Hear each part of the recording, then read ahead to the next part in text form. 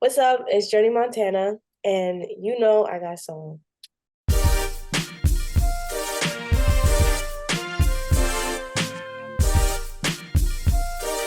I think it's cool because this is like the first time that I met an artist before I interviewed them.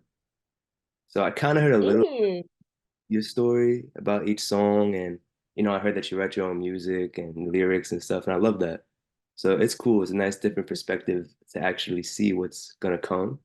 But I want all of our audience and our fans that look at the platform and watch the platform to also hear those stories. So we're gonna hop into that later about the Stargirl. But for now, just tell me a little bit about like your past and really some albums and artists that inspired you. Because I hear a few, and we'll talk about it after I get your answer. But just tell me like these, especially artists that influenced your sound and who you are. mhm. Well, I grew up on like a lot of gospel music, like Kirk Franklin and like Mary Mary and you know, just stuff like that. When I was young, my family was very religious and stuff. So that was like most of the music I would listen to as like a baby, like my first memory music. And then then it expanded like into like Beyonce I would hear around the house and Fantasia and Neo and Jordan Sparks and Chris Brown and things like that. I had two older sisters also, so they were obsessed with Chris Brown. And you know, I I really kind of got my first taste in music from my older sister, like just stealing her playlist because I didn't know how to make my own. So she was listening to like a lot of like Drake and The Weeknd when like they first came out and like Party Next Door. She was into like alternative R&B. I think that really rubbed off on me for being like my first like cool music. You know what I mean? Like that was like, ooh, this is cool. Like it wasn't like so what I was used to, like gospely and like singy. Like it was like cool. So I remember the first album that I really downloaded was Drake. And then when I really kind of got curious about like music and wanted to learn more about like Beyonce and just singers and women, I really dived into like the R&B space and like learning about who's what. And then I found my way to like Etta James and changed my life. I Mm. was like, who is this woman? She's amazing. And that was like kind of like my first obsession was Etta James. I love her to this day. I covered every single song she ever dropped. And then yeah, I was like obsessed with Drake too. He was like the first album that I listened to completely, fifth grade, on replay. And then yeah, it expanded and I started doing like covers. When I started like singing online, that really played a big part in my music taste and who I was influenced by because I was always trying to find songs to sing. Mm. So that was always like a big thing for me. Like if and I think that made it like a lot of the artists I was listening to, I related to a lot and I sounded like them and I was able to sing the songs that they were essentially singing. So SZA became a big person for me. I also covered every single song on her Control project. Mm. I love her. And yeah, I even remember around that time J. Cole's album, his the what is it, 24? I forget the name, but it's the address. I know what Um, you're talking about. that album was a big thing for me. Um, yeah, I remember being obsessed with that album. I don't know, it's like a mixture between like the rap and the R&B space, but yeah, I feel like everything's played its part, and I think I'm just like a mixture of everything that I've kind of digested. Yeah. Yeah, no, it's funny. I definitely see that. Because I went to the party with my younger brother. It was probably your age. And I'm probably your sister's age, the older sisters. So Yeah. Neo, I actually love gospel too, by the way. That's my heart, my man of God. But yeah, I love Neo, Chris Brown, all that. That's what I grew up with. But my brother, Mhm. he's a little younger, so he got into like the Drake and especially like new Chris Brown. So I'm saying Mhm. all that to say like you definitely have that in you. I see that full through. That's definitely why I became a fan. And my brother actually be bumping your stuff now too. It's crazy. It's funny. I'll be Oh, outside yay. here and bumping. But another thing I wanted to mention, I feel like you have like this Janae Aiko vibe, but also like this Carrie Hilson type vibe too. It's crazy. It's like it's really nice mix. It's very unique. So that's why I enjoy listening to your stuff. So I'm glad to hear those influences. But let's kind of hop into your journey, quote unquote. I couldn't think of a better word. Uh, but your journey No through, pun intended. no pun intended, what kind of pun intended? But yeah, your journey, your journey from really, these covers and stuff that you mentioned. I saw you recently posted something on IG of your covers, like in a, that carousel thing, slides or whatever. So just tell me about your journey from there to really putting out this project. I know there's one before this project. I think it's In and Out, if I'm not mistaken, right? So just tell me Yeah. your journey from that to this moment right now, and you're releasing Stargirl. Ooh, okay. So, I've been doing covers since I started Instagram on Facebook, really. Hmm. On Facebook, I was really doing like skits and like acting stuff on Facebook. And then I went over to Instagram, started doing covers, did them for years. Like it was just kind of my second nature. Come home from school, do a cover, come home from school, sing. Like it was just like bored, let me sing a song. Oh, I'm thinking about covering a song. And I just did that for years. I did that for about like 4 or 5 years, like all through middle school. And then when I got to high school, there was this girl group that reached out to me in Atlanta and they wanted me to replace one of the girls. So I became the lead in the girl group when I was like 13, 14. And yeah, and it was a lot because the girls were older than me. They were like 17, 18, and I was like 14 coming in, and I had never really recorded a song before, like in the studio. So as soon as I got comfortable doing that, like I kind of took over with the writing. Like I just took it and started running. And I started writing a lot of the music. We as a group got reached out to by this situation with Streamcut, if you know what that is. And yeah, so we were with them for a while. They kind of pulled me out to write for other artists that were signed to them. And so that was what I was doing for a few years, maybe like 2 years. I was just writing for the artist on the label outside of the group. And then my manager found me, and then I started getting my own sessions. At first, I was working with a lot of writers, too many writers, and I kind of got to a point where I had to like find my voice. So I was like, no more writers until I figure out what I want to sound like. You know what I mean? Because I was really young, so it was, I would get brushed off easily, or I didn't have the nerve to say what I was really thinking, and like, I just found myself making songs that I didn't want to make a lot of the time. So yeah, so that happened, and then senior year I moved back to New York because I was in Atlanta for high school. Hmm. But senior year I moved back to New York, and then I dropped my first song my senior year of high school during like COVID. Yeah. I remember I shot the music video like a week before everything shut down. And we were like in the car leaving the music video. And they were like, oh, like, look at this, what's happening. And I was like, it'll be over in a week, just like Ebola, like whatever. And then like 2 days later, it was a wrap.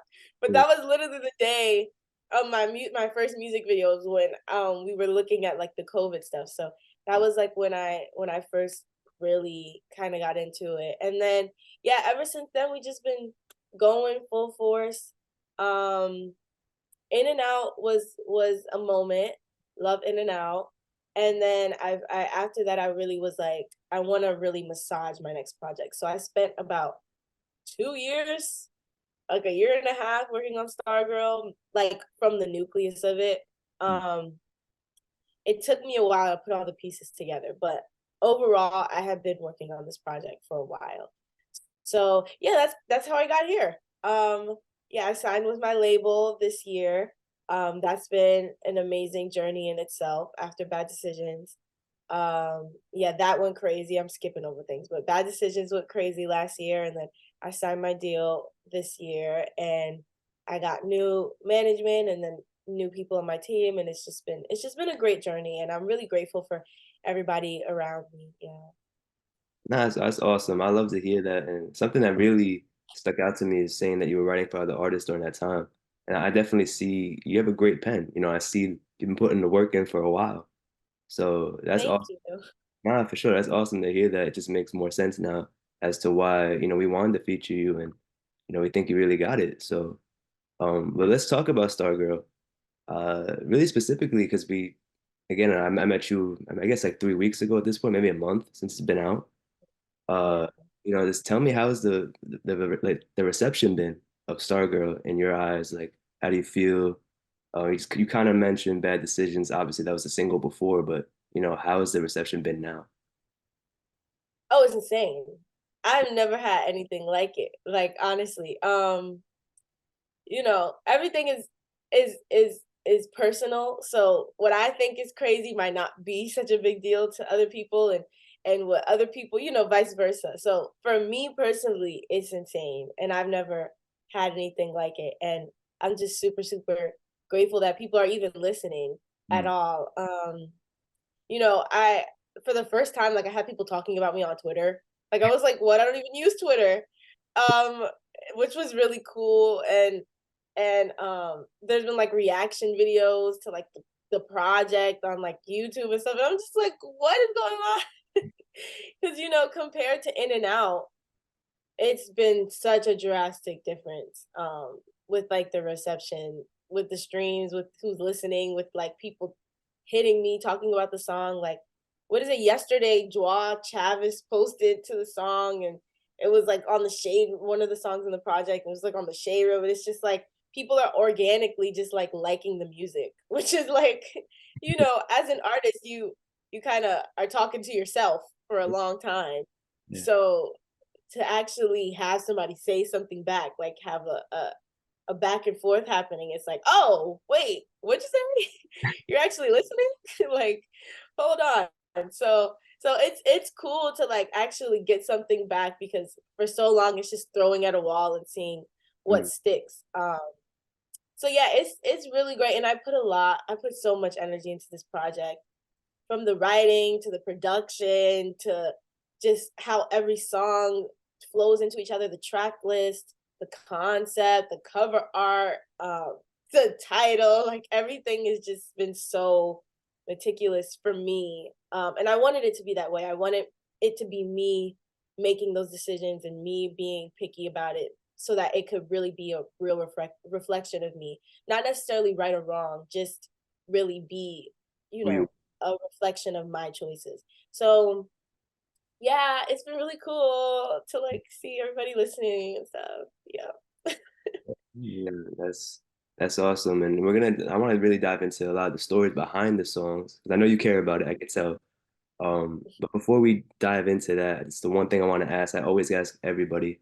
It's very similar to my first question, but was there any albums or artists you were listening to when you made this project that you were referencing, drawing inspiration from, uh, anything like that? Or like you said, you're trying to be yourself. So were you really just kind of blocking? Yeah, I kind of was locking in. I'm not gonna lie, because I've done that before.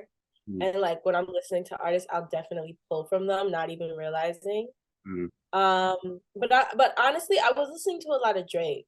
I was listening to a lot of like Drake specific songs, like not even full albums, but like I remember one of the songs that I was listening to a lot was like Enemies by Drake. Like, I got enemies, got a lot of enemies. Like I was trying to get it like in a different bag. Towards the end of the project, because I started getting a lot of like comparisons to The Weeknd, I did take a listen to Starboy, just to like, I was like, let me see what they talk about. Because I hadn't really listened to that full project before.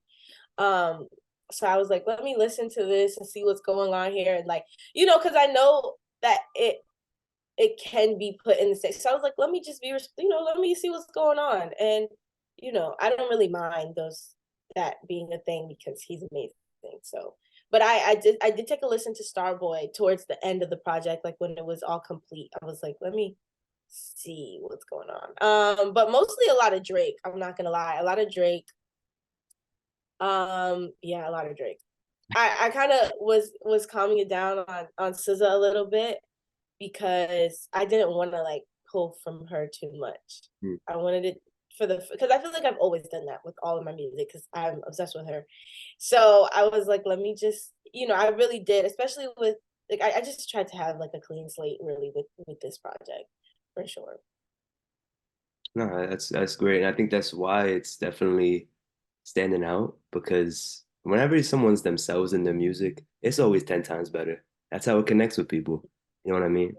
Mhm. So yeah, just let's hop into a few of the songs now, the stories behind them. Just tell me a little bit, the inspiration, the meaning, what they mean to you, whatever you want to talk about. Um, Personally, I'm gonna mention my favorites because I have a lot of favorites, and I think you actually put up a reel maybe a week ago where you kind of listed them or something like. Mhm. And I think literally we probably had the same exact list. There might have been a few. Oh, I think Crybaby might have been a little bit higher for me. But everything else, my favorite is Let It Go. So Let Go. yes. Love Let It Go. Yeah, that's my joint for sure. But yeah, so let's hop into a few. One I want to talk about instantly is "Only Have Eyes for You" because I know like the whole story behind, with your grandma. That's a favorite song, and the whole show, Yeah. the TV show or the movie, whatever it was. Just tell me a Mhm. little bit about that. Okay, so Only Have Eyes for You. One of my favorite songs that I've written. But yeah, so I wrote it based off of an episode of Buffy the Vampire Slayer, one Mm. of my favorite shows. I've been watching it since I was like 6 years old, even when I wasn't supposed to. My mom was like, stop watching that show. And I was like, okay. So that's been like one of my shows for forever. I still watch it to this day. It's like a comfort show. Um, yeah, my one of my favorite episodes is called Only Have Eyes for You.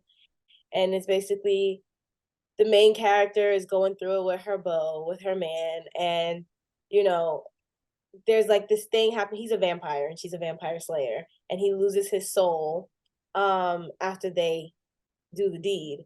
And he's now the bad guy. Like now he's evil and he's like trying to kill her.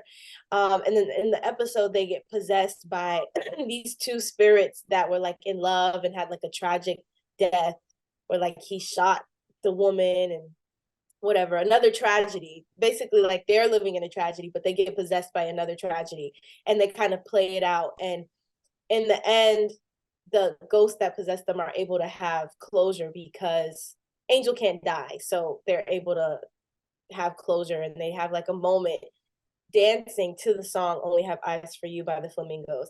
And it's just like the whole episode is just so like heartwarming. It just really is like, oh. So I was inspired and I went to the studio and I was like, give me the emptiest, most old school record playing soundtrack you can make. And, originally it had a lot more stuff in it. I took everything out and I was like, I need this to just be empty. Um, and I went in there and I just recorded it. It didn't really have any stacks. I didn't do any stacks or like any crazy harmonies. I wanted it to feel very like me and a mic just vibing. Yeah, I wanted a love song. I'm not really big on love songs, but I wanted one. And I played it for my grandmother when I got home from the studio, and she loved it. She played it like 10 times.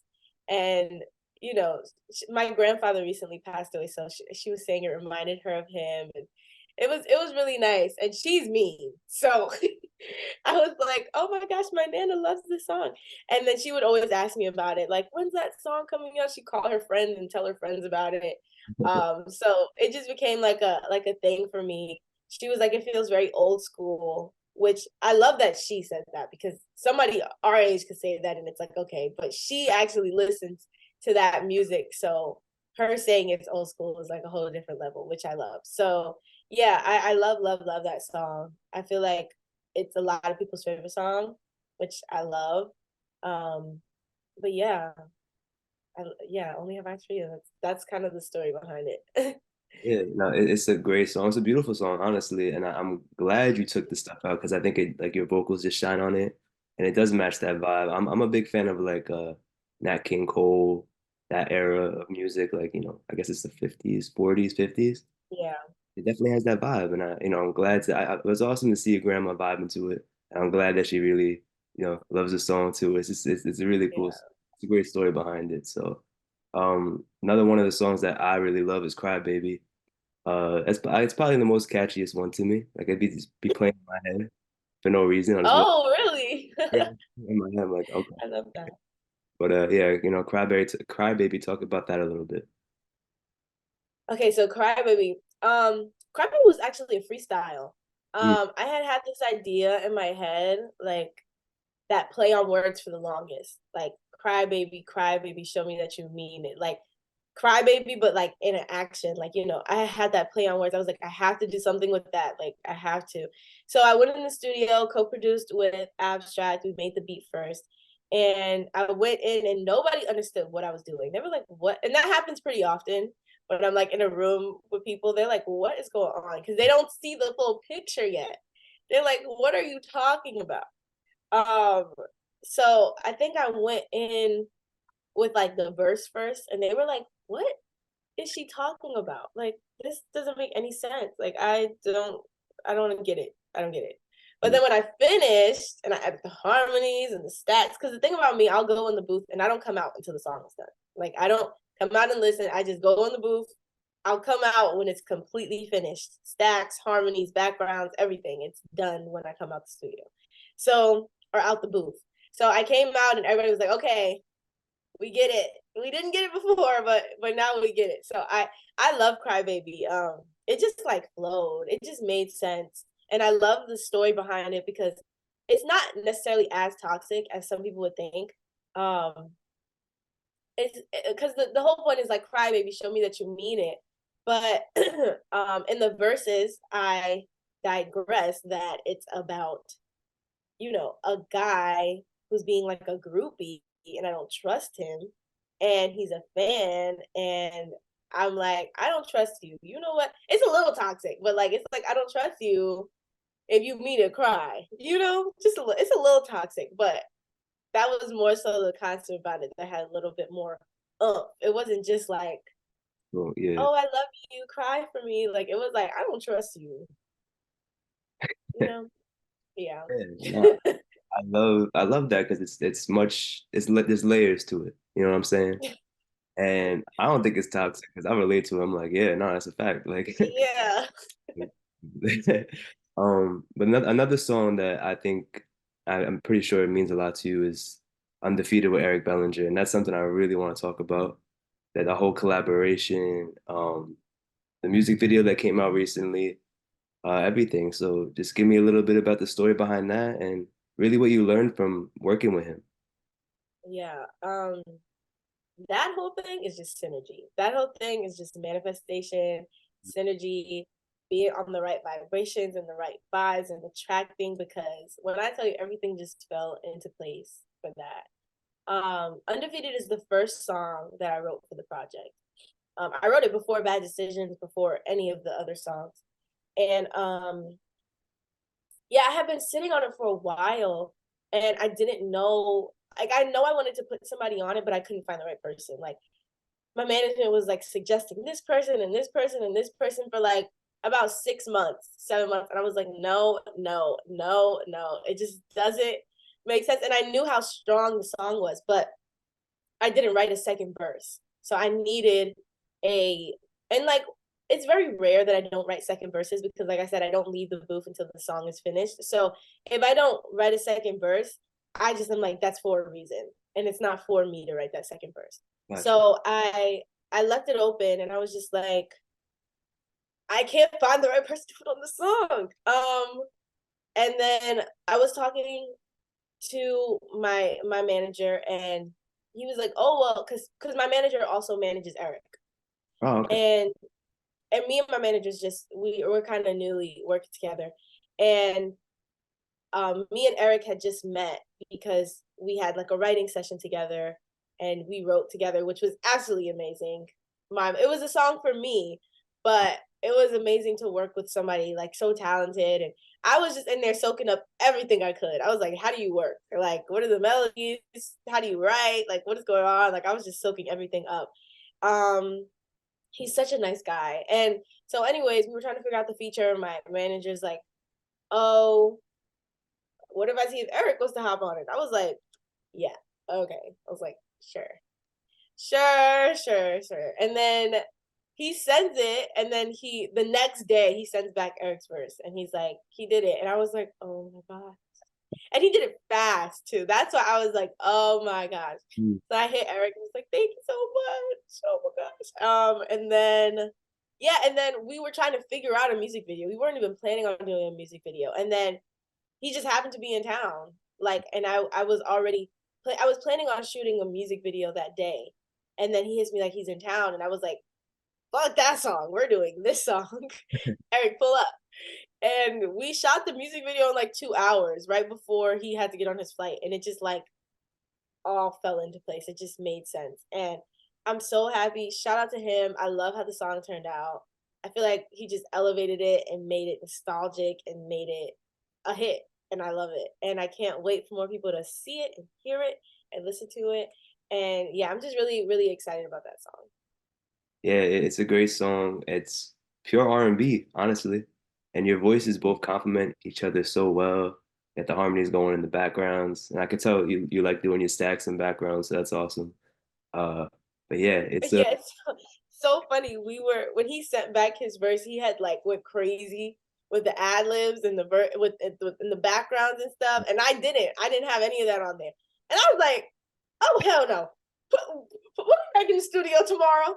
We about to figure this out." I had to go back in because I was like, "He's not about to be doing me like this on my own song." I was like, "No, this is not happening."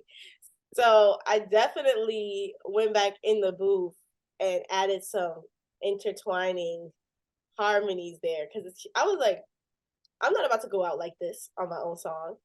Um, so yeah, I had to, but I love that though. I love that he brought that up. brought the standard of the song up. You know what I mean? I was like, I had to do a little bit more. I had to match his energy.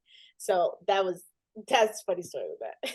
And that is funny. That's awesome though. That's exactly like you said, like for someone to bring that out of you, you can't ask for anything better.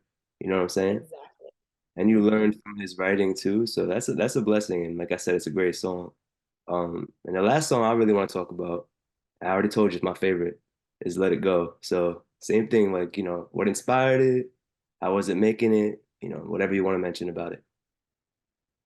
Um, that song is actually really like when I was making it, it was exactly how I was feeling. Like I was actively going through that song while I was making it. I was in the studio with my little bow with my man, or my little at the time. And um, we were just I was just really feeling like that. Like that was the song was exactly how I was feeling. I wrote it in a reference and then I put the hook on it later. Like it was really the first time that I really did that.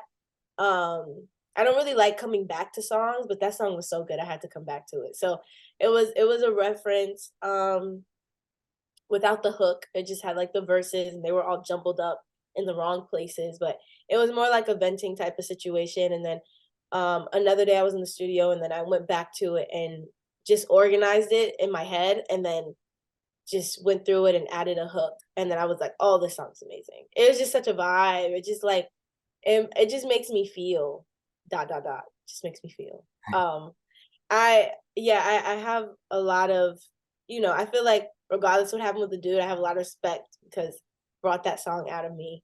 Mm. And yeah, also co-produced with Abstract.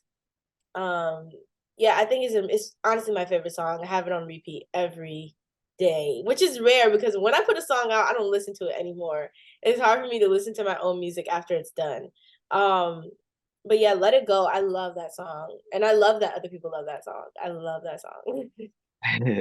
Yeah, like I said, it's my favorite. I just think the production, the writing, it's catchy, the melodies, everything, you know. And that's honestly Yeah. every song on the project is like that, if not every song. Like I think everybody can connect with a song on that and get like a favorite that they want to just keep playing. I think for my brother, like Mhm. I mentioned, it might be dang, it might be Rivals. I'm not sure. Hey. I forget which one he, but that again, like people are all gravitating towards something, and I love that. So I only got two more questions for you, and I'm gonna let you get out of here. Was there one that we didn't mention that you really want to talk about? You know, is there one that you connected with more than anything else, or did we already talk about that specific song? Maybe Stargirl. We could talk about Stargirl real quick. Stargirl is a really, I really, really, that song is really special to me. I feel like it has it's like the nucleus of the project. It has a little bit of every song, in my opinion. Um, yeah, it kind of just I feel like if anybody's confused on what the message is and what the point of the project is, they can just listen to Stargirl and it'll tell you everything you need to know. Just read the lyrics along. Um, I'm really venting in this EP, and I feel like Stargirl is kind of the point. And yeah, I co-produced a song. There's about 10 different versions of it. um, Originally a different song was labeled Stargirl, and then I made that one and I replaced it. Um, and yeah, like there's so many moments in there. And actually, fun fact, my mom is singing on the end of the song when it's like the choir part is my mom and my producer and me all singing in the booth. And yeah, it was just so many little things that we paid attention to with that song. And there's so many different moments and there's so many different feelings. And I just feel like it's just such a big record. And, just had to talk on that because I have a lot of respect for that song and respect for the process that was taken to make that song. So yeah, Stargirl is definitely one of those ones. I feel like it's being slept on a little bit, but people gonna find it on their own. Every day somebody's like, I love Stargirl, by the way. I'm like, yeah, I'll just give it time. But honestly, all the songs I feel like are solid and really represent me. So I'm a little biased. Nah, that's awesome to hear that your mom and your producer were on the end. That's just, different and crazy and so good. You know what I mean? It's so unique, Thank and you. I don't know. I really just really love the project. Yeah, I love it so much that it made me want to listen to your old stuff. And I feel like that's rare. Oh, You know what I mean? Like I feel like that's how you know it's a good project. I was like, okay, let me check oh, thank you. what it's doing. There's a few songs on In and Out that I really like too. I actually didn't spend too much time in it, but the songs that I just like checked out real quick, it's like, yo, this is fire. Mhm. You know what I'm saying? So Oh, thank you. I know I could tell you've been growing. I could tell you got a lot to, bring. And it brings me to my final question. What else is to come this year? Well, I guess next year, because basically we got a few more weeks of 2023, which is crazy, by the way. But yeah, what's the plans for next year to keep pushing your music out? Is there more music coming? You know, tell me. Yeah, I mean, I feel like the past like 3 years has just been like hustling it out, hustling it out, hustling it out. 2024 is the year of winning, I'm coming for everything that I've been coming for and I'm getting it next year. That's kind of the vibes, that's the energy. Um, you know, Jody Montana and the Shooters, we about to be in the conversation. Like that's what's happening. We're already in the conversation, but like a takeover is really on the way. And you know, I feel like 2024 is like the year of like the hard work paying off. And the hard work not stopping because it's not stopping either, but we're just keeping it going and it's a year of elevation. And I'm so excited because I'm personally just elevating also as a person. And, with that, my career is also elevating. So I'm Mm, just excited. I have a big family. We're elevating as a family, um, just in every way. mm. Yeah, just new energy, big Journey Montana, big shooters, coming for everything. We're just coming for everything. And it's about to get crazy. That's all I'm saying. It's about to get crazy. Now, I love to hear that, and I just can't wait to see more. I mean, honestly, I can't wait to keep supporting you, and I think you have a show coming up in a few months, right?